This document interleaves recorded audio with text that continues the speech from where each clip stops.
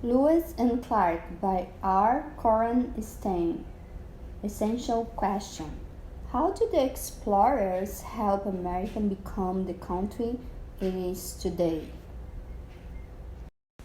In 1803, President Thomas Jefferson doubled the size of the United States after completing an agreement with France called the Louisiana Purchase. He had acquired the vast Louisiana territory west of the Mississippi River. Jefferson decided to form an expedition through the unexplored territory to the Pacific Ocean. He asked Meriwether Lewis to lead a group called the Corps of Discovery. Lewis chose William Clark to help him as co-leader. In 1804, Lewis and Clark began their journey from St. Louis, Missouri. They traveled through the Great Plains and then stopped for the winter season. A trader and his wife, a Native American named Sacagawea, joined the expedition when it resumed its journeys in April 1805. Lewis considered the Mandan Indians' story about huge bears to be fanciful tales until one of the explorers was chased by a grizzly bear. The Great Falls of the Missouri River were a beautiful sight, but also were difficult to travel around. William Clark had perhaps the best eyesight of any crew member. On May 26, he saw the outline of a great mountain range to the west. In the next few days, all of the explorers could see the snow-covered Rocky Mountains on the horizon. The sight was inspiring as well as troubling. The explorers knew that they would have to find a way to cross the incredible barrier. Before they could cross the Rockies, the Corps of Discovery faced the Great Falls of the Missouri River in present-day Montana. Here the river tumbled down a bluff that was as high as a modern six-story building. The roar of the water was deafening. Lewis called it the greatest sight I ever beheld, but the waterfall meant that the explorers had to carry their boats and supplies up steep cliffs before they could set out again on quiet waters upstream. Traveling around the falls took the party 24 days and left everyone exhausted. Sacagawea quickly proved to be a valuable asset to the expedition. Carrying her baby boy on her back, Sacagawea won the admiration of the crew. She carefully skimmed the riverbank to find edible roots and fruit. These foods provided a welcome relief from the customary diet of meat and water, and in the mountain country, the Missouri River became a crooked stream that split into many small tributaries. Sacagawea pointed out landmarks that she remembered from a journey as a slave child, and she helped the captains choose the correct river branches on each to travel. Soon the members of the party began to wonder why they had not yet seen any Shoshone or other American Indians. They had seen signs of Indian settlement, hunters' trail, and abandoned campsites, but since they left the Mandan and the Hidatsa villages, the Corps of Discovery had not encountered any other people at all. Analyze the text. Explain historical events.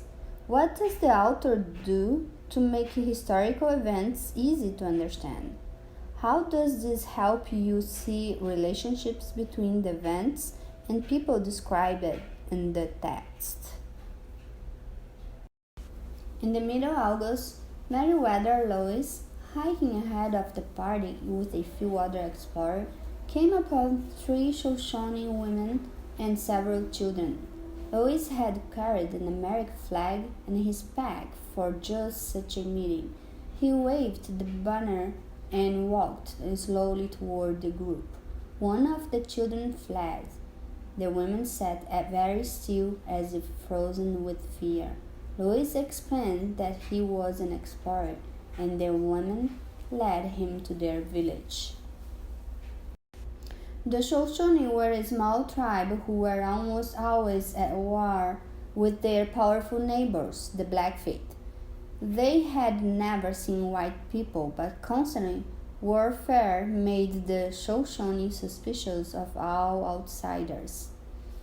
Lewis hoped to buy horses from the tribe. Now that the rivers had all but disappeared, he needed horses to cross the peaks of the Rocky Mountains. But the chief, Chinook, would not part with any of the animals. Lewis did persuade Chinook to send a few Shoshone to find Clark and the rest of the party and bring them to the village. At first, the Shoshone were cautious of Lewis and Clark, but the explorers soon realized that they were fortunate to encounter the Indians. The next morning, Clark and the others arrived at the village, and a meeting was held with Chief Chinook. Sacagawea prepared to serve as the translator. When the meeting began, Sacagawea stared intently at the chief. Then she broke into tears of joy. Lewis wrote. She jumped up, ran, and embraced him, and threw her blanket over him, and cried profusely. Sacagawea recognized Chinook as her brother, whom she had not seen in 6 years. Cheers and laughter rose from the village. The Shoshone hailed Sacagawea as a lost daughter who had come home. On September 1st, 1805, the Corps of Discovery left the Shoshone territory. Chief Chinook not only provided the party with horses, he also gave them a guide to show them the best road through the mountains. Crossing the Rockies proved to be a difficult ordeal. The trails were too rugged to ride on, so the party walked and used the horses as pack animals. Analyze the text. Primary source. The author used a primary source, a direct quote from Lewis' writing in the first paragraph. What can you conclude about Lewis from his words? The expedition crossed the Rockies on foot, using the horses to carry their equipment and supplies. Upon reaching the Clearwater River Valley, the expedition built new canoes to continue their journey west. In mid-September, a blinding snowstorm struck. Even the Shoshone guide got lost. Worst of all, at once abundant wild game could not be found on the high mountain peaks. The explorers were forced to kill some of their pack animals for meat. The explorers' journals report that the men laughed out loud when they finally crossed the mountains and reached the grasslands on level terrain. The Lewis and Clark expedition emerged from the Rocky Mountains into the lovely valley of Clearwater River in present-day Idaho. The waters were so clear that the river bottom and school of fish were visible despite the river's depth. In the Clearwater country, Lewis and Clark abandoned their pack horses and built new canoes.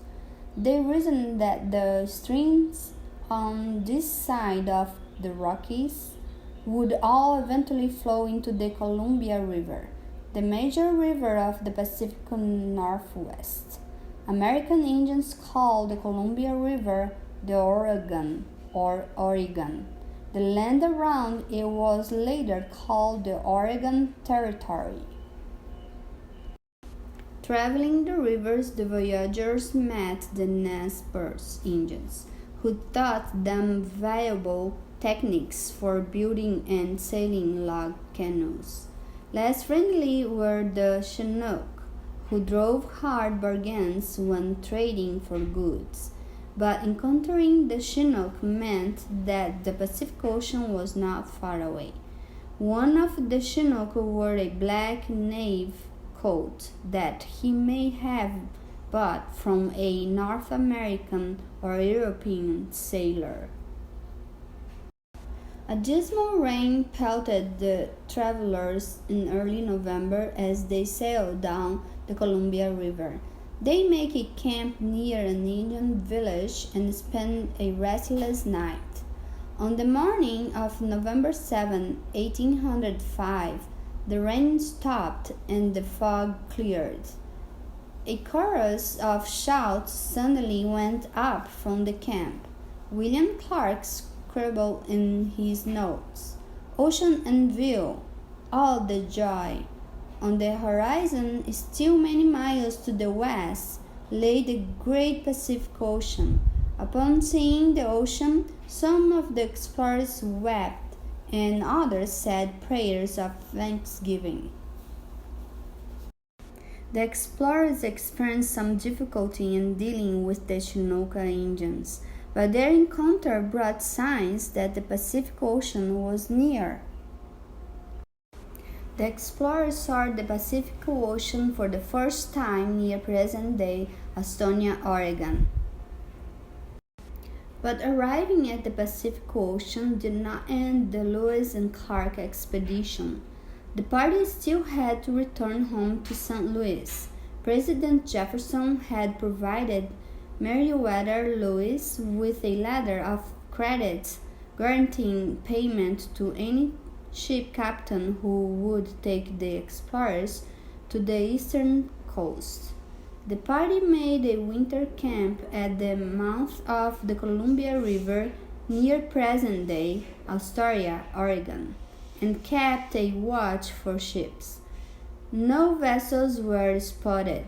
Finally, on March 23, 1806, the crew broke camp and began to long track east towards St. Louis. To the explorer, the 6-month return journey seemed to be easier than their first journey because they knew what to expect in the river and mountain country. When the crew reached the maiden village, they said goodbye to Sacagawea and her husband and continued back to St. Louis. On September 23, 1806, the Lewis and Clark expedition arrived safely back in St. Louis, Missouri, where their journey had begun more than 2 years earlier. The travelers had gone a distance of just less than 4,000 miles, 6,400 kilometers from St. Louis to the mouth of the Columbia River and back. But the twisting rivers and mountain trails meant that the corps of discovery had actually covered about 8,000 miles and 13,000 kilometers on the history-making trip. Throughout the explorers' travels, they encountered more than 50 American Indian tribes. The journals kept by Captains Lewis, Clark, and several members of their expedition have been compiled into many published accounts since the journey ended in 1806. The expedition returned with numerous samples of plant and animal life that had never before been seen by American scientists. Before the expedition, President Jefferson had hoped that the explorers would find a broad river that ships could use to sail directly to the Pacific Ocean. Lewis and Clark failed to find such a river, and the expedition was final proof that an inland waterway in North America did not exist. From St. Louis, Lewis and Clark traveled to Washington, D.C. Almost every town they passed through brought out bands to welcome them as heroes. In Washington, D.C., the explorers delighted President Jefferson with tales of grizzly bears and high mountain passes. The president said, "Lewis and Clark have entirely fulfilled my expectations." The world will find that those travelers had well earned its favor. To Meriwether Lewis and William Clark, the mission itself was their greatest reward. Traveling through virtually unexplored lands was an exhilarating experience that they would cherish for the rest of their lives. Although they faced many dangers, the thrill, not the peril, of the expedition bursts from the pages of the journals they kept.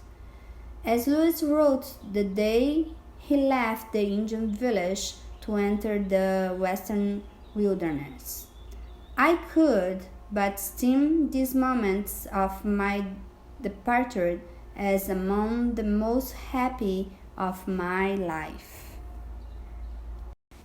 Analyze the text. Main idea and details. What is the main idea of the text on this page? What is the selection's overall main idea? Identify the key details that support it.